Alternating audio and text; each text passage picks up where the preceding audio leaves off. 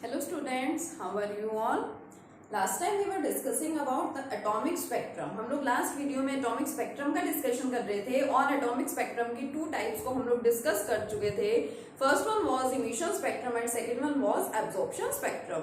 और emission spectrum की भी फर्दर टू और टाइप्स का हम लोग डिस्कशन कर चुके थे, जो कि क्या क्या थे, continuous spectrum and line spectrum. ठीक है, और इमिशन और एब्जॉर्प्शन स्पेक्ट्रम में क्या डिफरेंस है मैंने आपको ये भी बता दिया था. देखिए आज हम स्टडी करते हैं. अब क्योंकि हमारे टॉपिक का नाम एटॉमिक स्पेक्ट्रम है तो मैंने आपको बोला था कि कुछ स्पेक्ट्रा जो है वो एटम्स के केस में हम यहाँ पे ऑब्जर्व कर रहे हैं. ठीक है, तो आज हमें यहाँ पे स्टडी करना है emission spectrum of hydrogen. It means हम क्या कर रहे हैं, हम हाइड्रोजन एटम की यहाँ पे बात कर रहे हैं. हम देखिए क्या करते हैं, हम हाइड्रोजन को ले लेते हैं एक डिस्चार्ज ट्यूब में. ठीक है, हमने क्या किया, हमने एक डिस्चार्ज ट्यूब ली और उस डिस्चार्ज ट्यूब में हमने हाइड्रोजन गैस को फिल कर लिया. और जब उस डिस्चार्ज ट्यूब में से, ठीक है, सपोज ये आपकी डिस्चार्ज ट्यूब है और इसके अंदर आपने क्या ले लिया, आपने हाइड्रोजन गैस को ले लिया. फिर इस डिस्चार्ज ट्यूब में से जब आप इलेक्ट्रिक करंट या आप यूं बोलते हैं कि इलेक्ट्रिक डिस्चार्ज जब हाइड्रोजन गैस में से पास करवाया जाता है तो फिर क्या देखा गया, वहां पे कुछ फिनोमिना ऑब्जर्व किया गया. क्या पता चला वहां पे कि कुछ लाइंस हैं, कुछ लाइंस की फॉर्मेशन हो रही थी. देखिए किस तरह से, जैसे मान लीजिए ये बहुत सारी लाइंस थी, लेकिन उन लाइंस ने क्या कर रखा था, अपने आप को अलग अलग सीरीज में डिवाइड कर रखा था. जैसे मान लीजिए एक टाइप की लाइंस की सीरीज ये है, उसके बाद सेकंड टाइप की, इसी तरह से आगे ये देखिए ऐसे लाइंस थी. तो बेसिकली जब हम हाइड्रोजन का इमिशन स्टडी कर रहे हैं, इमिशन स्पेक्ट्रा स्टडी कर रहे हैं, तो उसमें हमने क्या देखा, जब हम हाइड्रोजन गैस में से इलेक्ट्रिक डिस्चार्ज को पास करवा रहे हैं तो कुछ लाइंस की फॉर्मेशन हुई. और उसके बाद जब हमने वो फिनोमेना ऑब्जर्व किया तो उसमें कुछ लाइंस की फॉर्मेशन हो रही थी और उन लाइंस ने अपने आप को अलग अलग सीरीज में डिवाइड कर रखा था. मींस अलग अलग सीरीज में हमें बहुत सारी यहाँ पे लाइंस मिली. अब ये लाइंस क्या है, ये सीरीज क्या है, अलग अलग साइंटिस्ट ने इनके बारे में बताया था, इन सीरीज के बारे में. इस वजह से इन सीरीज का जो नाम है वो भी अलग अलग ही हो गया. 5 यहाँ पे आपको दिखाई दे रहा है, मैंने 5 डिफरेंट सीरीज बनाई है. 5 अलग अलग इसके डिस्कवरर्स थे जिन्होंने इसके बारे में बताया था और इन सीरीज के 5 ही नेम्स हैं. ठीक है, तो फिर देखिए 5 सीरीज थी कौन कौन सी. First one was Lyman series. ठीक है, कौन सी सीरीज थी, लाइमन सीरीज. लाइमन इसके डिस्कवरर थे, Lyman series. Second one Balmer series. Paschen Brackett BRACKET Brackett series. And last one फर्न सीरीज. P जो है वो यहाँ पे क्या है, साइलेंट है. Last one is the fern series. ठीक है, अब देखिए सीरीज है, लाइंस है. देखा जाए तो इन लाइंस ने अपने आप को अलग अलग इस तरह से सीरीज में डिवाइड कर रखा है. मींस बहुत सारी यहाँ पे ओवरऑल 5 हमें सीरीज मिलती हैं. ऐसा नहीं है कि 5 ही सीरीज हैं. स्टडी हम इन 5 सीरीज की करते हैं, लेकिन कॉम्पिटिटिव के पॉइंट ऑफ व्यू से देखा जाए तो 6th सीरीज भी है जिसके बारे में बहुत बार पूछा जा चुका है पेपर में. It is Humphry series. क्या नाम है उसका, हम्फ्री नाम है. ठीक है, हम जिनके बारे में डिस्कशन करते हैं वो ये 5 टाइप की सीरीज है, Lyman, Balmer, Paschen, Brackett and फर्न, after the name of their discoverers. और ये देखा गया कि ये इलेक्ट्रोमैग्नेटिक स्पेक्ट्रम में जो हमने देखा था ना कि अल्ट्रावायलेट रेडिएशंस है, विजिबल रेडिएशंस है, तो ये उसी तरह से अलग अलग पार्ट्स में आ रही है ये सीरीज. फर्स्ट वन किस में आ रही है, देखिए कौन से रीजन में आ रही है, अल्ट्रावायलेट रीजन. मतलब जो लाइमन सीरीज है वो कहां पे होती है, अल्ट्रावायलेट रीजन में प्रेजेंट होती है. बाल्मर सीरीज, ये वाली सीरीज होती है विजिबल रीजन में. ठीक है, कौन से रीजन में, विजिबल रीजन में. पेपर में ये भी पूछे जाते हैं. ठीक है, और बाकी जो 3 बच गई वो क्या है, इंफ्रारेड रीजन. ठीक है, ओवरऑल बेसिकली यहाँ पे हुआ क्या है कि जब हम इमिशन स्पेक्ट्रम स्टडी करते हैं हाइड्रोजन का, means we are taking hydrogen gas है ना डिस्चार्ज ट्यूब. एक डिस्चार्ज ट्यूब में हम हाइड्रोजन गैस ले रहे हैं, या हम ये बोलते हैं कि हाइड्रोजन गैस में से जब इलेक्ट्रिक डिस्चार्ज वहां पे पास कराया जा रहा है या प्रोवाइड करवाया जा रहा है तो क्या वहां पे ऑब्जर्वेशन हो रही है, क्योंकि हाइड्रोजन एटम्स है उनके अंदर कुछ प्रोसेसिंग चल रही होगी. ठीक है, तो उसमें क्या है कि डिफरेंट लाइंस की फॉर्मेशन हुई जिनको अलग अलग सीरीज में इस तरह से क्लासिफाई कर रखा है, कैटेगराइज कर रखा है. 5 टाइप की सीरीज है, Lyman series, Balmer series, Paschen series, Brackett series and फर्न series. Lyman series lie in the ultraviolet region of the spectrum. Balmer series lie in the visible region, and all these remaining 3 series, that is Paschen, Brackett and Fermi series lie in the infrared region. अब एक scientist थे Rydberg ने क्या किया, उन्होंने इन series की wavelength find करने के लिए एक फॉर्मूला दिया। अब ये जो सीरीज है आपको पता है कि जो लाइंस है, जो रेडिएशन है उनके different wavelength and different frequencies होती हैं, तो ये भी लाइंस है। तो इन्होंने क्या किया, इन लाइंस की और इन सीरीज की वेवलेंथ को फाइंड करने के लिए एक फॉर्मूला दिया गया जिसको बोला रेडबर्ग्स फॉर्मूला। किसका फॉर्मूला है, वो रेडबर्ग का फॉर्मूला है, तो उसे क्या बोल दिया गया, रेडबर्ग्स फॉर्मूला। एक्चुअल में ये फॉर्मूला था किसके लिए, it was for finding the wave number, और हमें वेव नंबर और वेवलेंथ में रिलेशन पता है। अगर हम वेव नंबर किसी भी तरीके से फाइंड कर लेते हैं तो we can find out the wavelength also very easily. तो देखिए वेव नंबर का फॉर्मूला क्या था, वेव नंबर, ठीक है, equal to are 1/n1² minus 1/n2²। क्या था ये wave number was R 1/n1² minus 1/n2²। आप लोग अभी इसके बाद आपको रदरफोर्ड मॉडल की लिमिटेशंस भी पढ़नी है, आपको बोर्ड मॉडल को भी स्टडी करना है। आप देखेंगे बोर्ड ने क्या किया था, इसके इमिशन स्पेक्ट्रम को, हाइड्रोजन के इमिशन स्पेक्ट्रम को बहुत अच्छे तरीके से एक्सप्लेन किया था। या तो हम जस्ट इसका इंट्रोडक्शन दे रहे हैं, हाइड्रोजन स्पेक्ट्रम के बारे में आपको बता रहे हैं, लेकिन बोर्ड मॉडल के बाद हम उसको डिटेल में भी स्टडी करेंगे कि किस तरह से इमिशन स्पेक्ट्रम ऑफ हाइड्रोजन की कंप्लीट एक्सप्लेनेशन गिवन थी, ठीक है, उन्होंने बताया इसके बारे में। तो न्यू पार क्या होता है आप जानते हैं इसके बारे में अच्छे से, it is the wave number and what is R, R here is the Rydberg constant. क्या है ये, रेडबर्ग कांस्टेंट है, having a fixed value 109677 centimetre inverse. जब हम इसके न्यूमेरिकल्स करेंगे तो एक चीज याद रखेंगे, इस वैल्यू को शॉर्ट फॉर्म में नहीं लिखना है कि 10 लिख रहे हैं या 109 लिख रहे हैं, नहीं, या 11,000 पे पहुंचा रहे, नहीं, जो वैल्यू है वही आपको एग्जैक्ट लेनी है, 109677 सेंटीमीटर इनवर्स, ठीक है। अब ये n1 और n2 क्या है, एक्चुअल में आपको थोड़ा सा इसके बारे में पता भी है, ठीक है। आप लोग लास्ट क्लास में आपने स्टडी भी किया है इसके बारे में, 9th क्लास में भी आपने थोड़ा सा एटम के बारे में स्टडी किया है, एटम के स्ट्रक्चर के बारे में स्टडी किया है।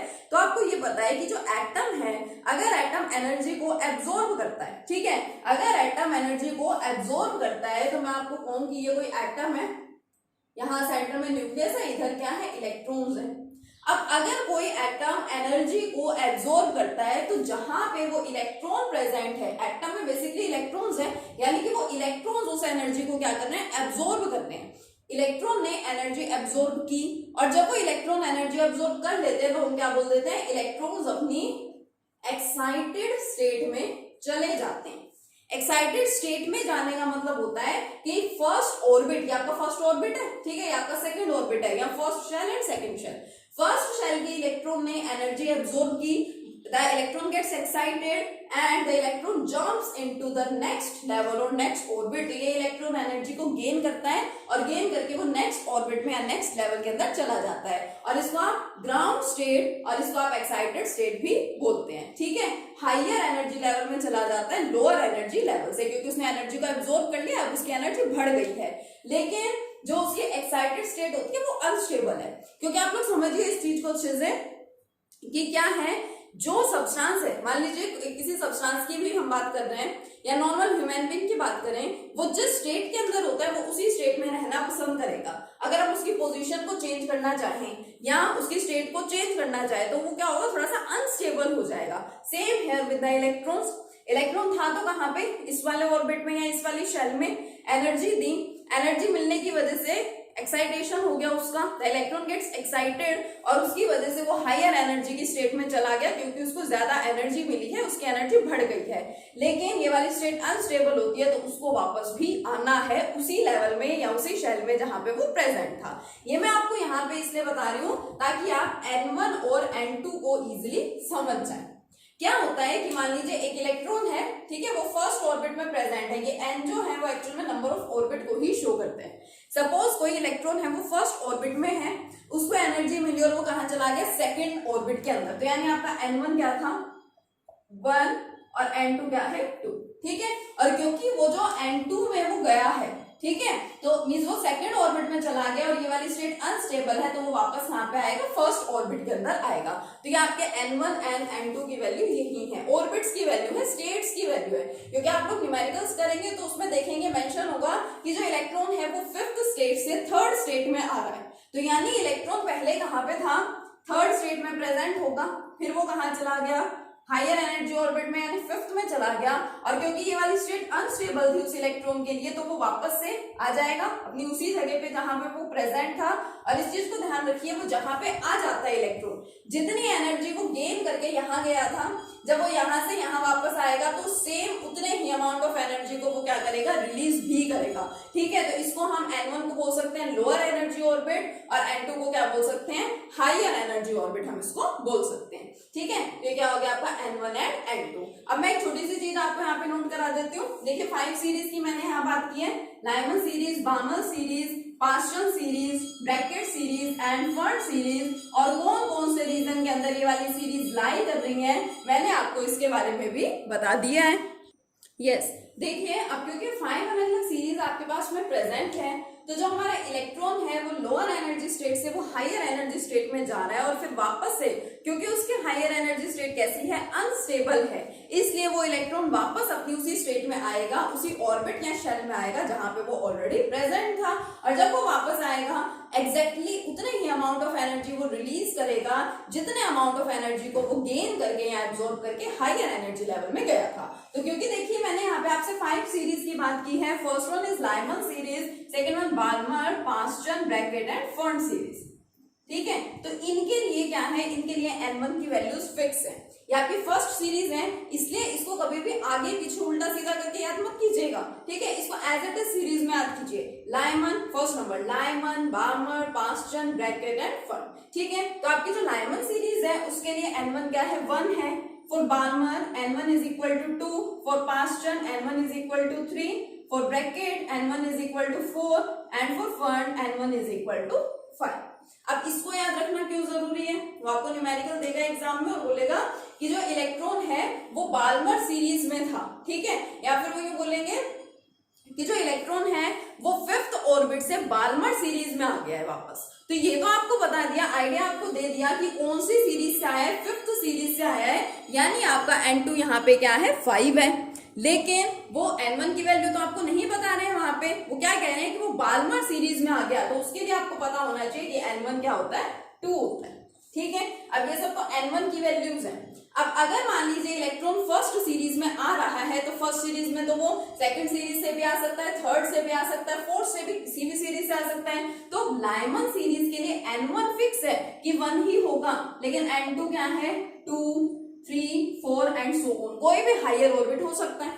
ठीक है, बार्मर के लिए n1 2 है, तो n2 क्या होगा, 3, 4, 5, कोई भी हायर हो सकता है। सेम विद पास्चन, पास्चन के लिए n2 इज इक्वल टू 4, 5, 6, जो n1 है उससे एक वैल्यू क्या करते जाओ, बढ़ाते जाओ।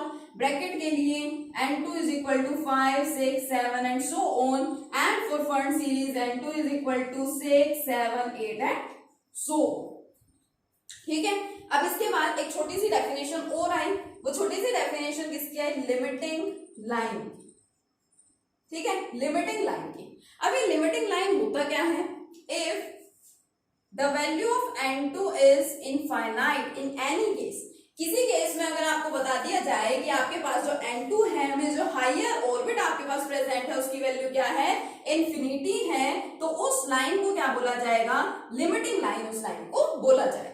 ठीक है, तो आपको अच्छे से समझ में आया कि हम इमिशन स्पेक्ट्रम हाइड्रोजन का स्टडी कर रहे हैं, और हमें डिफरेंट लाइंस मिली थी जो 5 सीरीज में अरेंज्ड थी, और वो 5 सीरीज कौन कौन सी है, Lyman, Balmer, Paschen, Brackett and Pfund. Rydberg एक साइंटिस्ट थे, उन्होंने इन सीरीज की, यहाँ हम गए इन लाइंस की वेवलेंथ, फ्रीक्वेंसी को फाइंड करने के लिए, क्योंकि वेवलेंथ आ जाएगी तो फ्रीक्वेंसी भी आ जाएगी। ठीक है, तो वेवलेंथ को फाइंड करने के लिए उन्होंने एक फॉर्मूला दिया which is known as the Rydberg's formula. क्या है वो, ये वेव नंबर यहाँ से आप कैलकुलेट अगर कर लेंगे तो ऐसे लैम्डा भी तो आ जाएगा, because lambda is equal to 1 by nu bar. ठीक है, और अगर लैम्डा आ गया तो फिर आप न्यू यानी फ्रीक्वेंसी भी फाइंड कर सकते हैं according to the relation this c is equal to nu lambda. Lambda आपको मिल जाएगा, c की वैल्यू फिक्स है which is 3 × 10⁻⁸ metre per second, तो फिर you can also find out frequency easily, ठीक है। Value of R is constant here which is known as the Rydberg's constant and its value is 109677 centimetre inverse. और N1 और N2 क्या है different series के लिए, ये मैंने आपको लिखवा दिया, इसको आप लोग अच्छे से नोट डाउन कर लीजिए। इससे रिलेटेड एक न्यूमेरिकल करते हैं इंटरेस्टिंग सा। देखो न्यूमेरिकल क्या है इसमें, what are the frequency and wavelength of a photon emitted during a transition from n is equal to 5 to n is equal to 2 state in the hydrogen atom। Hydrogen atom के अंदर transition हुई है कहां से कहां, fifth orbit से second orbit के अंदर, यानी आपको N1 और N2 की वैल्यूज दे रखी है। देखिए क्या है ये, N1 is equal to 2 and N2 is equal to 5, ठीक है। और क्या आपको फाइंड करना है, फ्रीक्वेंसी एंड वेवलेंथ। अब ये आएगी कहां से, ये सब आपको वेव नंबर के बाद ही मिलेगा। वेव नंबर का फॉर्मूला क्या है, wave number is equal to r into 1/n1² minus 1/n2 square. So wave number will be equal to, r की वैल्यू फिक्स है which is Rydberg's constant and is equal to 109677, ठीक है। अगर आप चाहें तो इसको कन्वर्ट करेंगे अगर मीटर में, तो मीटर यूनिट्स में भी कन्वर्ट कर सकते हैं, ठीक है। 1/n1², n1 क्या है 2, यानी 2 का स्क्वायर माइनस 1/5 का स्क्वायर, 109677 1/4 माइनस 1/25, ठीक है। क्या करेंगे, इसको सिंप्लीफाई करेंगे अब इसके बाद, और जब आप इसको सोल्व करेंगे तो ये आपको अप्रोक्स मिलेगा इक्वल टू, वेव नंबर हम देखिए यहाँ पे फाइंड कर रहे हैं और ये आपको मिलेगा 23032.2 सेंटीमीटर इनवर्स, क्योंकि मैंने यहाँ पे आर की वैल्यू को चेंज नहीं किया था। सिंपल सा है, आपको जस्ट इसको सिंप्लीफाई करना है, सोल्व करना है, आप लोग इसको सोल्व कर सकते हैं, ठीक है। और मुझे तो यहाँ पे क्या फाइंड करना है, फ्रीक्वेंसी और वेवलेंथ। देखिए वेवलेंथ क्या होती है, wavelength is equal to 1 by wave number, ठीक है। तो 1/2303.2, ठीक है। मैंने क्या किया, मैंने वेवलेंथ को इसके वेव नंबर जो आया था उसको इसके अपॉन में कर दिया। इसको आप सोल्व करेंगे तो अप्रोक्सीमेटली आपको आंसर मिल जाएगा 434 इंटू 10⁻⁻7। पावर के टर्म्स में लिखना चाहें तो लिख सकते हैं, लेकिन ये आपको वेवलेंथ यहाँ पे सेंटीमीटर के अंदर मिलती है, ठीक है। आप चाहें इसको कन्वर्ट करना तो आप इसको कन्वर्ट भी कर सकते हैं, ठीक है। मीटर के अंदर आपको इसका आंसर मिल जाएगा, कोई दिक्कत नहीं है।